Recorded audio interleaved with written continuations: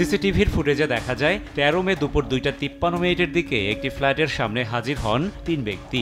আগে থেকেই ভেতরে অবস্থান করা কেউ একজন দরজা খুলে দিলে জুতা খুলে একে একে ভেতরে প্রবেশ করেন তারা। ছবিতে দেখা ওই ৩ ব্যক্তির পরিচয় মিলেছে, যাদের একজন ঝিনাইদহ ৪ আসনের সংসদ সদস্য আনোয়ারুল আজিম আনার। তার সঙ্গের বাকি ২ জন হলেন ফয়সাল ও ঢাকায় গ্রেফতার আমানুল্লাহ ওরফে শিমুল। ১৩ মে ৩ জনই কলকাতার নিউটাউন এলাকার সঞ্জীভা গার্ডেন্সের ফ্ল্যাটে প্রবেশ করেন একসঙ্গে।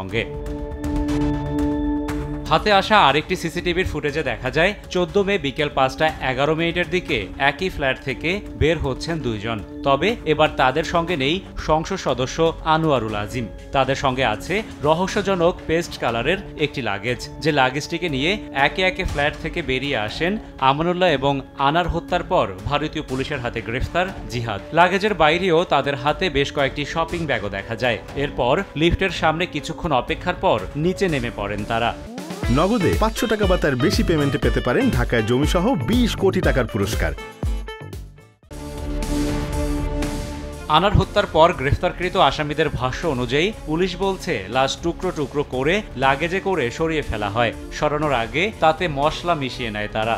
এ অবস্থায় লাশ গুমের কাজে ব্যবহৃত লাগেজ ও খণ্ডিত দেহ উদ্ধারের লক্ষ্য নিয়ে মাঠে নেমেছে কলকাতা পুলিশ। ভারতে গ্রেফতার জিহাদকে সঙ্গে নিয়ে কলকাতার হাতিশালা বর্জ্য খালে অভিযান চালায় পুলিশ। রাশেদ বাপ্পি, সময় সংবাদ, ঢাকা।